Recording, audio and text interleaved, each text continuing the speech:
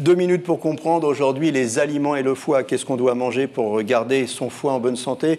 Je suis avec le professeur Didier Samuel, auteur de La crise de foie n'existe pas. Les aliments, les bons aliments, les mauvais aliments pour le foie, la quantité d'aliments, tout ça, ça rentre en ligne de compte. En fait, il n'y a pas vraiment d'aliments dangereux pour le foie, mais il faut avoir déjà une alimentation équilibrée, pas trop riche.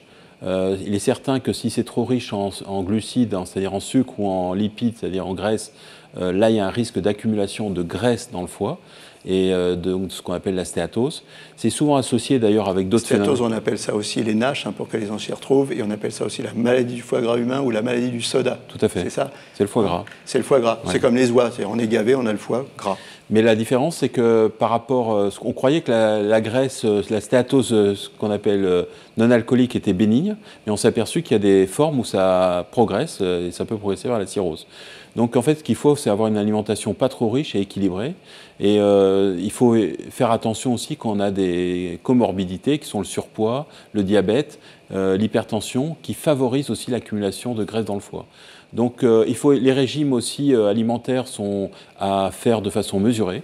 Il faut éviter les régimes drastiques où on perd 20 kilos en 3 mois, où on reprend autant en moins de temps que ça.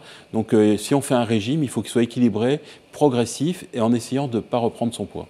D'accord. Donc si on doit résumer les choses, équilibre, modération, pas de détox, pas de régimes qui vont heurter et qui vont détruire ces équilibres. Les régimes violents ne sont jamais très bons, non, parce que d'abord on a besoin du foie pour réguler notre organisme au quotidien, donc on ne peut pas faire un jeûne qui va le priver de tout. Voilà, vous savez tout pour bien prendre soin de votre foie. À bientôt. Nos émissions vous plaisent, alors aidez-nous à faire grandir la chaîne. Pour parler santé au plus grand nombre, partagez, likez, abonnez-vous.